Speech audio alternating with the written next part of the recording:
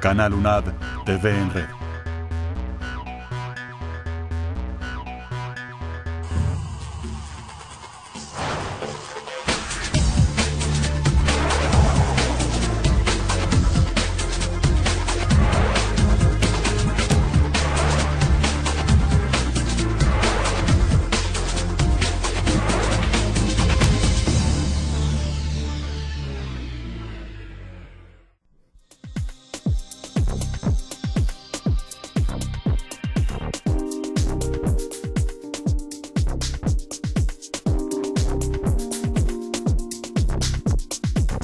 Bienvenidos a una nueva emisión de UNAD, Educación y Desarrollo Humano, el programa institucional de la Universidad Nacional Abierta y a Distancia.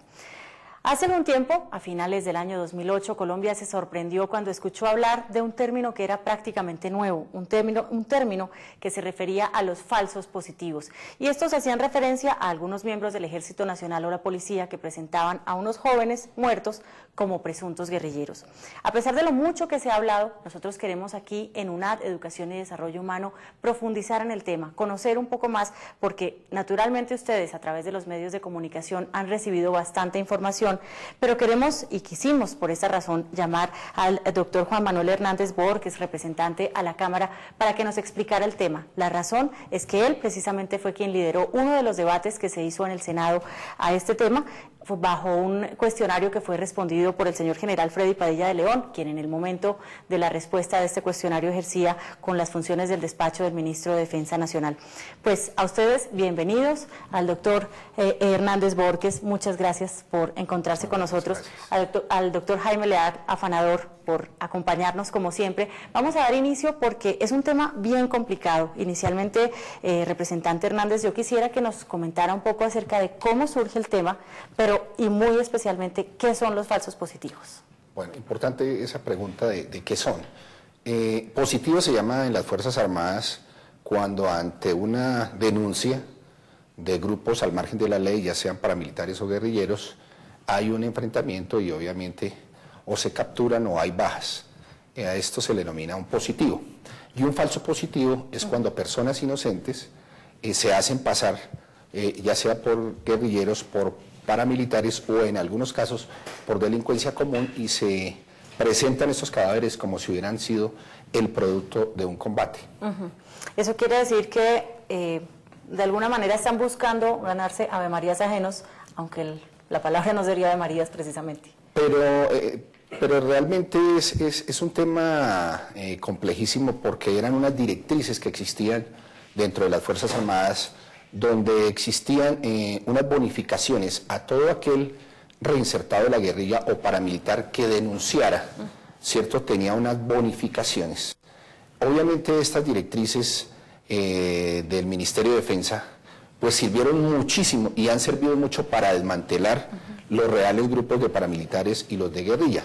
Sin embargo, un grupo muy pequeño de esos 435.000 hombres de las Fuerzas Armadas se dedicó a utilizar este tipo de personas, personas de estratos muy bajos, y hacerlas aparecer como positivos. Entonces es un tema realmente muy injusto, que la misma ley o las mismas directrices que han servido para que el ejército hoy tenga tanta gloria en Colombia haya sido utilizado por personas perversas para hacer el mal y cobrar recursos por estos cadáveres.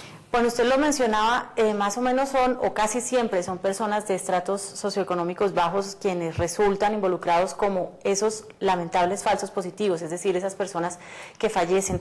Doctor Leal, ¿por qué son precisamente esas poblaciones pobres, las poblaciones vulnerables, las que más se ven afectadas por generalmente las situaciones de ambición, de querer mostrar resultados que no son? Tal vez vale la pena referenciar aquí varios aspectos que están dentro del contexto propio de la educación.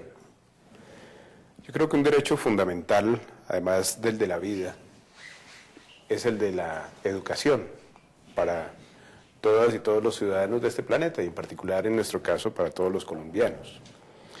Indudablemente, cuando la educación no tiene un escenario privilegiado dentro del desarrollo de las comunidades, pues indudablemente la estructura de valores que está implícita en los procesos de formación que imparte la educación es demasiado endeble. Y desde esa perspectiva, la gente, frente a lo que se pueden llamar lisonjas, frente a lo que se pueden determinar como referentes un poco paradigmáticos en la lógica de entender que la vida es tan solo lo material, el dinero fácil, la consecución de bienes materiales desde la perspectiva de intransigir en la libertad del otro. Entonces la educación en este sentido es un factor que indudablemente en su ausencia influye sustantivamente para reconocer dos aspectos que hoy por hoy son muy evidentes en la sociedad colombiana. Por un lado la vulnerabilidad y por otro lado la marginalidad. La marginalidad pues, va exactamente de la mano de lo que significa